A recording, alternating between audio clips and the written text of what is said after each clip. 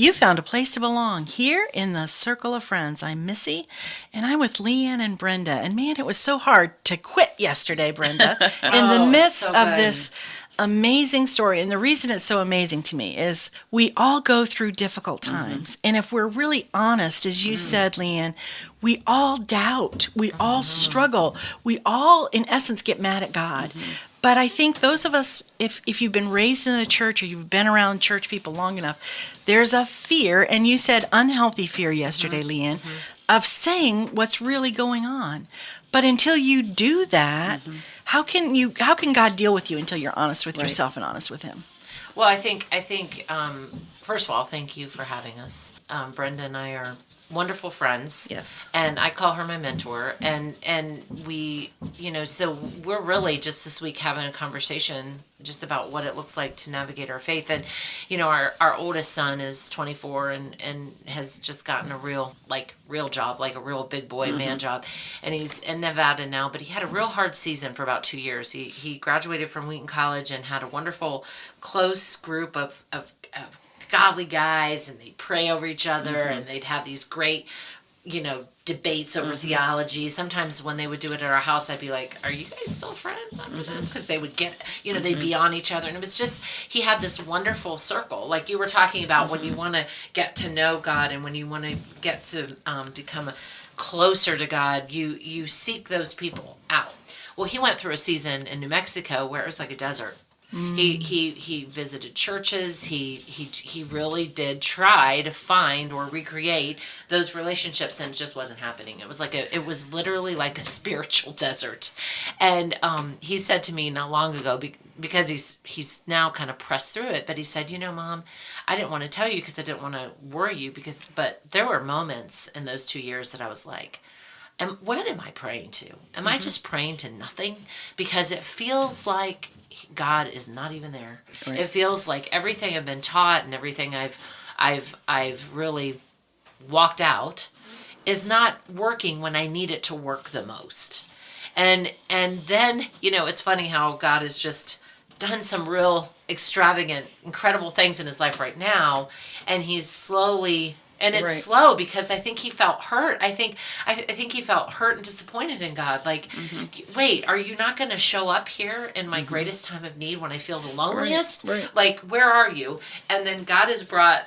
Well, it sounds silly, but I know there are people listening that won't think this is silly at all. But God has brought this like rescue dog from the Humane Society, and his name's Louie, and the parallel of their life the last 2 years, because Louie's 2. And I said to Teddy, you both. He said, Mom, I kind of feel like I've gone from the pauper to the prince. I feel like I have gone from low to now I'm like this increasingly high. And I said, well, think about Louie. He's been on the streets. Yeah. He's been a stray runaway dog. Yeah. And now he is literally a gold velvet couch. He's sitting perched up on this gold velvet couch, cared for by this human that desperately wants his companionship, but has been through a similar situation as far as the feeling just alone. And so I think it's interesting how we can kind of go through, if we can push through, not resign, like you said yesterday. Charlie said, just don't resign, push through. If we can push through, even when we don't feel like reading the Bible, we don't feel like praying. Right. If we can push through that in a way that's healthy, I think that it's incredible what God shows us. Oh my, that's the story of my life, every piece of it. Every piece of it. So back to, you put the Bible on your desk at work and you said, I actually don't didn't read it put anymore. it, I just kind of threw it. And I said, I can't read this anymore. It's hurting me more than helping me. God spoke to me so clearly, I could almost verbally hear his voice. That's okay. I never cared for how you read it anyways. It was like an apple a day keeps the doctor away. It's like you check it off and you've done it for the day. And so I don't, it's not going to affect my love for you. I'm not impressed with you that you read the Bible through every year. I don't care. I'm not impressed with that. Don't read it again until you're hungry to hear something from me. Oh, so good. And when you do, you will hear from me. And then that was just it. And I was like, I couldn't believe that I had this conversation with God, and I felt less heavy than I had felt in a long time. So I didn't read my Bible. It was about 3 months before I read my Bible again. And That's so reassuring. I mean, it's so good because there are so many of us that can actually start to feel shame and guilt. Yes. If we're not in a season wanting to read our Bible. And you know what is so crazy is that yesterday you shared about Philippians 1. And honestly, I have just started diving back into my Bible in ways that I had not been. And what chapter do you think I read last week? Philippians 1. Yes. And I was saying, That's great. I was saying to girlfriends, I was saying, you know, at the end of that chapter, it talks about it really doesn't matter anyway. Yeah. I mean, all of what you are is really what he says you are. Yes. And if you walk that out in obedience, Yep. it doesn't matter whether you're black, white, Asian, woman, man. It doesn't matter because really you're just Right. you're just moving in the direction of the call of your life. Absolutely. And now when I get back into scripture because I hunger for it, that's a good way to put it.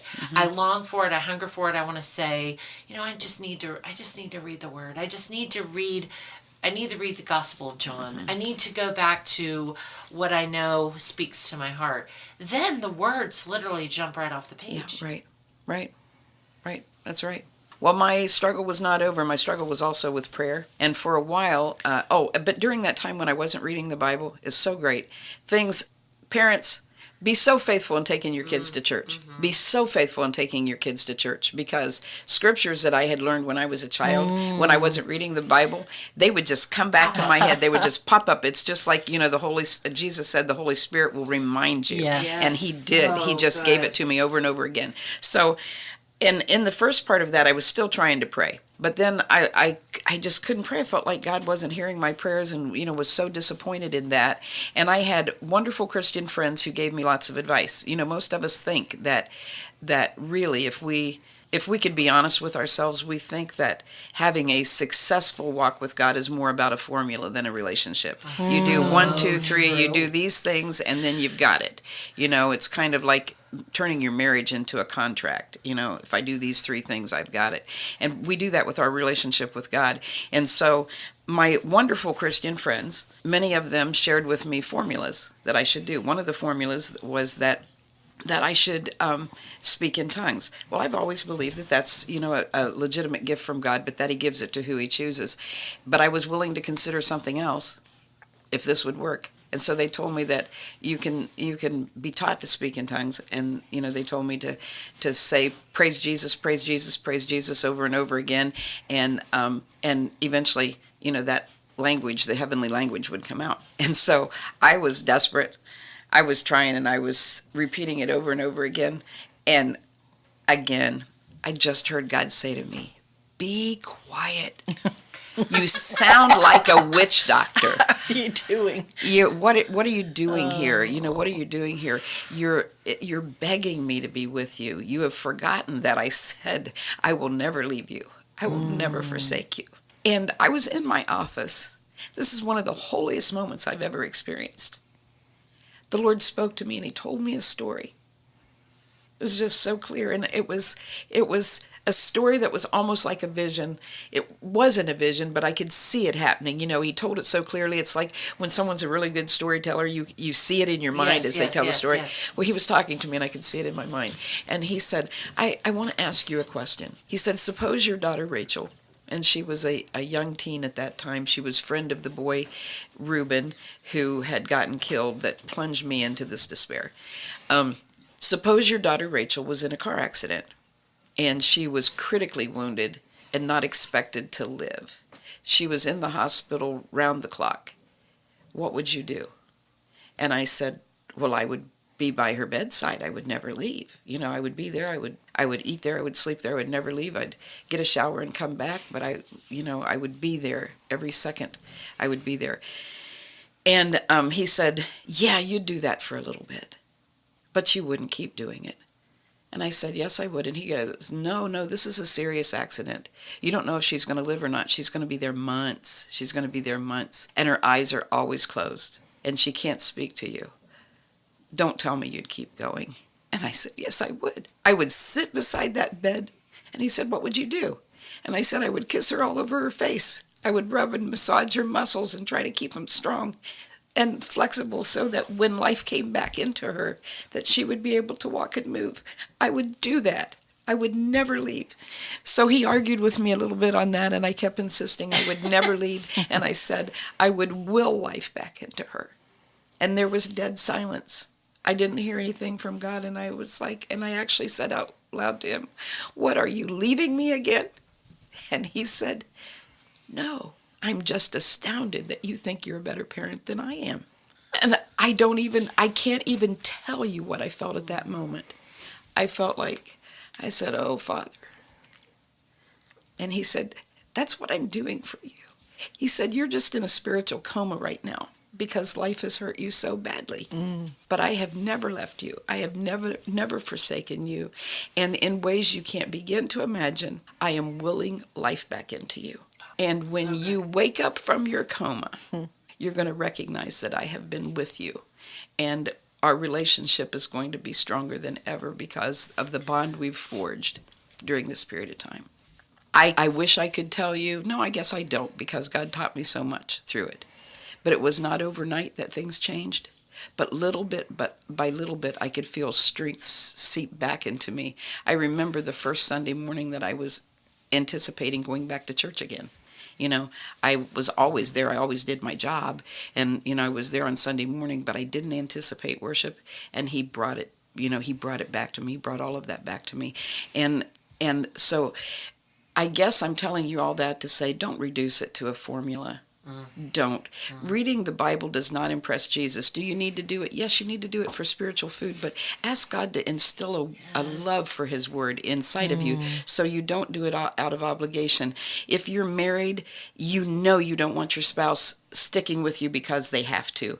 You don't want your children coming around because it's an obligation on Mother's Day. Absolutely. You want it to come from the heart, and he wants that more than we do, and we need it. And so don't make a list. Don't make a list. Make sure So it's a good. relationship, So and you good. walk in that. So good. Wow. Well, when we come back, we'll talk more about honest prayers and how you got back into your prayer life. And also, let's talk a little bit about how it's okay to be in those seasons. Yes. It's okay. We can allow that into our life and that God is still there. Yes. And I love that. I love that story so much. You have found a place to belong here on the Circle of Friends, and we'll be right back. What should I wear? Our boutique at the Village Gift Barn has the answers. Arriving daily, our clothing is a delight. You will enjoy our wide variety and the uniqueness of each style. We offer many accessories to complete any outfit. Your answers can be found in our boutique that is never ordinary. Village Gift Barn, Berlin, Ohio.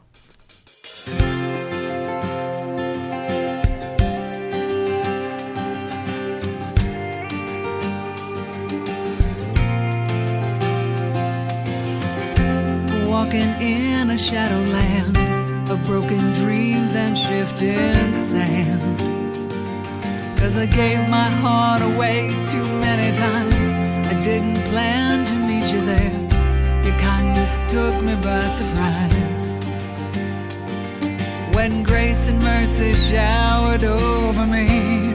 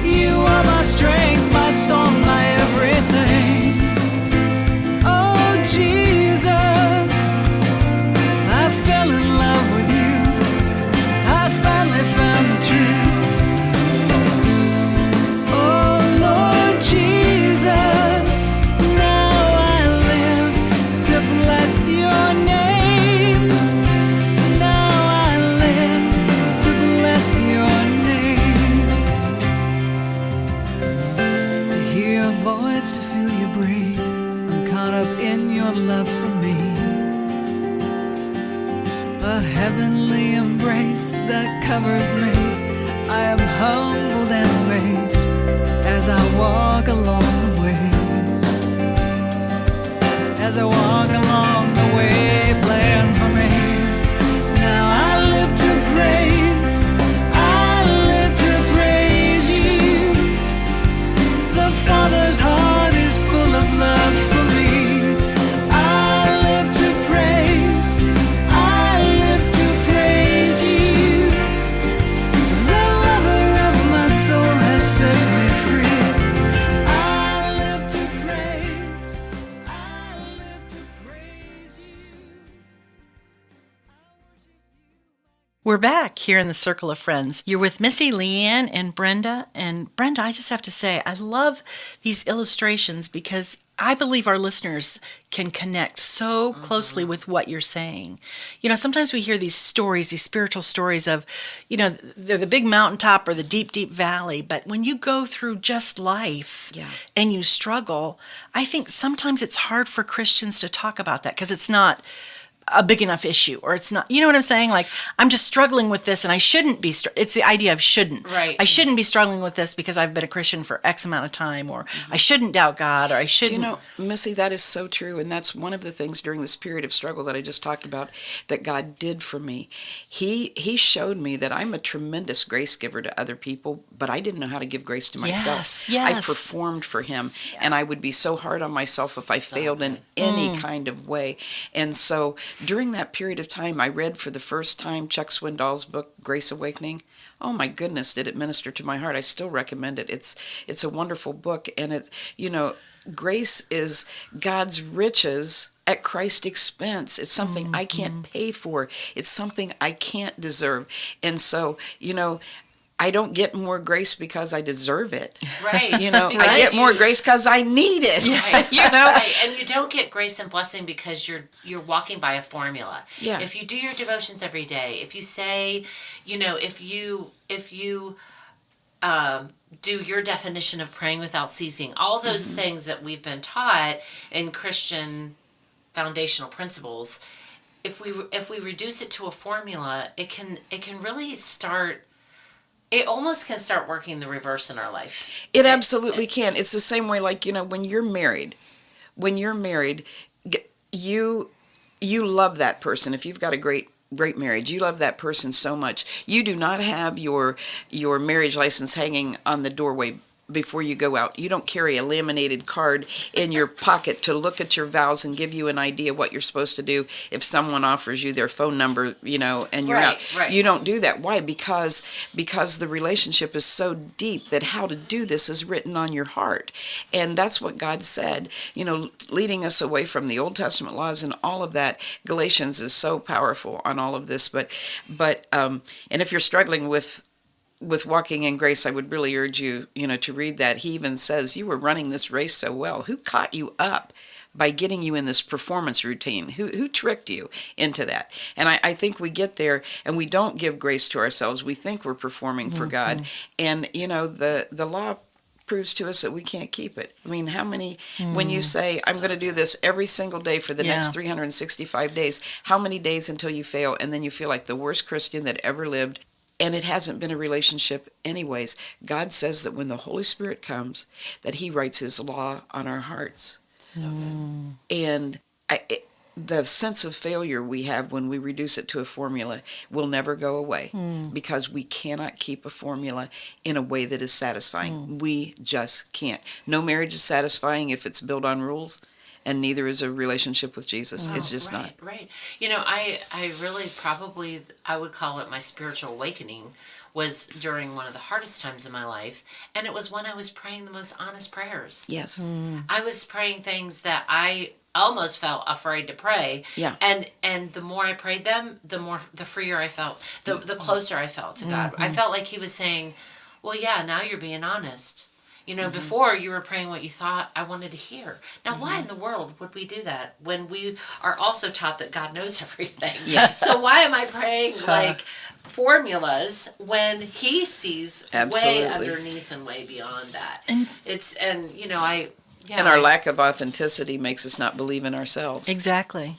well, and no one else Yes. believes you either. That's true. That's true. That's true. And I think it's a real struggle for us with the emotion, which is real. It needs to be recognized. And the whole list of shoulds that come out of church life, just church experience, or what you know what I'm saying? Like there are those shoulds, and so you have to be careful not to. Because I don't want to say you shouldn't. I mean, there are things God tells us in His Word. That we need to obey what He says in His Word, but it's not about. I mean, obedience pleases Him the most, but it's not a checklist, like Exactly. you said. And it's not based on what we feel, even though we need to acknowledge that. Like when you feel doubt, or you feel fear, or you feel lonely, or you feel disappointed. I mean, God does know that. Yes. We know that on some level, but there's that whole list of shoulds where we're not supposed to talk to God like that, or we're not supposed to feel like that, which is even worse. Which completely robs when we let people, I always say, don't let people should on you. Yes. Don't do that, because Yes. the shoulds are so hard. And I think that in the church, out of good motives. Yes. But we're all performers. That's part of that. That's part of the thing that Jesus came to take away. But we're all performers. And in our discipleship programs, whether they're church from a church down, or whether they're mentorship or whatever, we teach people to live by formula. Yeah, and it's that's true. unfortunate. Jesus never did that. Did you know you have to study a harmony of the Gospels to realize the timeline on this? But most people don't know that the disciples he didn't even talk to them and tell them to pray. He never told them to pray until they had been walking with him for more than 18 months. They had been his disciples for more than 18 months, and he didn't bring it up until they asked about it. But they watched him pray. And one of the times when he came back from praying in the mountains, they understood that his power came from his connection with God. And they said, Lord, teach us to pray. And so then he taught them. And we try to tell people things before they even recognize they need it. Yeah. That's so good. It's so true. And so then it becomes an obligation, a duty. And that was the biggest thing that God did for me during this broken time, was show me how much I needed him, and how willing he was to be everything, that he was not leaving me, that he was here. So good.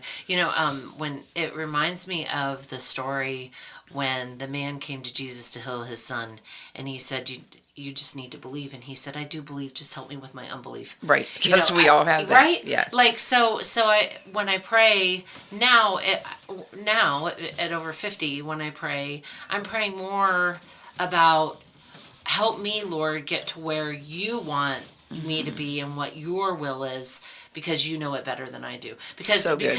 because for so many years I would pray for certain specifics, thinking that they were, Yes. I don't want those things. I have prayed things into my life that I think that he probably was like, oh, fine, I'll give it to her. Yeah.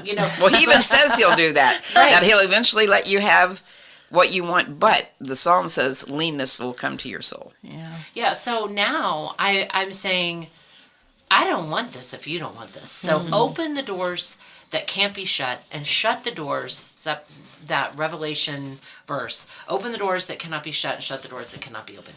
I really don't want it if it's not what you want. Exactly. I think those are some of the best prayers I've prayed, because some of the biggest surprises have come in my life. Like, what?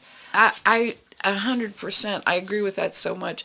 I'm at the point in my life, and I know that this is at cross points with all of our teachings on prayer and everything, and I'm certainly not saying this is true for everybody. This is just true for me. For me, I'm right with you. I'm not smart enough to pray very well. Yeah.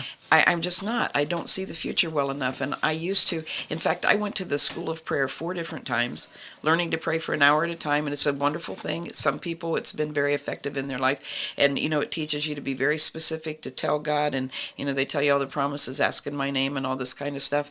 I just haven't been smart in prayer, and I'm willing to say that there are many people who are. There have been occasions when I felt like God impressed on me to pray specifically for something. Like, I know it's always His will to pray for people to be saved. I know that. Always His will. It's not always His will to pray for them to be healed in this lifetime. So those kinds of things, I don't pray that. I don't tell God what to do, and believe by faith that He's going to do it. At where I am in life, older than a rock, here's what I have learned at this stage of the game.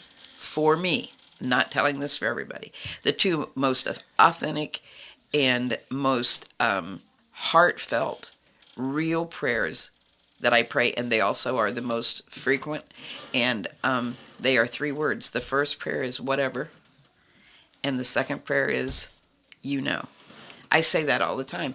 Many times I have counseling appointments that are so difficult. Yesterday, actually the last 2 days, I've spent great periods of time with a family, new guy in our church. He and his girlfriend live together. He's gotten saved. He's really growing in the Lord. She's not growing as fast, but they're coming along, moving towards the Lord. And his young son, late 20s, took his life this weekend. Shot himself. It was just really, really, really horrid. I didn't know anything about this, and so one of my staff members said to me, "I hope you're prayed up." And I said, "I am," but my prayed up was, "Lord, you know." Lord, you know. It's the trust factor. Yes. It's the trust factor in the relationship. Yes. This has struck me in the last, 10 or 15 years of my life. I'm sort of known as the prayer warrior in my family, which that's great, but I don't feel like the prayer warrior. I feel like my connection with God are those short things that say, "Oh Lord," and my heart just goes, or I think of someone and my heart aches for them, and I literally in my mind just lift them up and give them to the Lord. Me too. That's exactly it. It's that kind of walk, because there's nothing I can say. I don't have the right words or the right, and I don't always remember to pray without, you know what I'm saying? Like, I can look at my prayer life and say, it is so defunct and deficient. You just will not believe it. And I have quote unquote prayer creds in the family that I kind of have to laugh about and say, I'm not really sure that's to my credit. Yes, I gotcha. You know what I'm so saying? know it, yeah. Because I've prayed for things once. Yeah. And things have happened. Yeah. Then I think, I didn't pray enough. Well, God answered that prayer. What does that mean? Sure. It just means it's a trust factor when you look to Him, and I can let some things go after that. Absolutely. You know what I mean? I've given it to God. I know He's got it. If He reminds me, I'll pray again. And there are some things I do pray over and over, but everybody's different though, right? Unique. Yeah, and there are some. I have a friend, a Korean girl. Man, I'm telling you, she's got the gift of intercession, which the Bible tells us is a gift, and we don't all have it. Yes. And it's exhausting. But the thing is, she's a Mary. No, and if the whole church was made up of her, she sits at her table and prays for hours a day. Doesn't have a secular job. She just, she just prays. That's what she's always done. She sits and reads her Bible and prays. If the whole world was like that, our church would fall apart. Nobody would be doing anything. And so that's her gift, and I'm glad for her to have that. But mine is like yours, Missy. Mine is, God brings them to my mind, and I pray if I see a need on Facebook. I pray right then. Yeah. And if God brings it back to me again, but it's just, I don't tell Him what to do. I just say, Lord, whatever. Well, and I think we do have to get there at some point, because we can't control everything. Yes. Exactly. So you either need to get to, and whatever you deem best, whatever you deem holy, whatever you deem righteous. We have to get there in our Christian faith at some point, or we're going to be walking in a lot of disappointment, because we are in the earth, the broken world, Yes. and we can't control everything. So, it's this faith journey is so interesting, and I love conversations with people that are just so real, and around this table, it's been that way. So thank you for joining us. You certainly have found a place to belong here on the Circle of Friends. Come back and sit around the table with us again. Thanks to generous donations, this program is produced by Circle of Friends Ministries. You can write to us at P.O. Box 345, Berlin, Ohio 44610, or contact us at 330-852-9700. 0000. You've found a place to belong.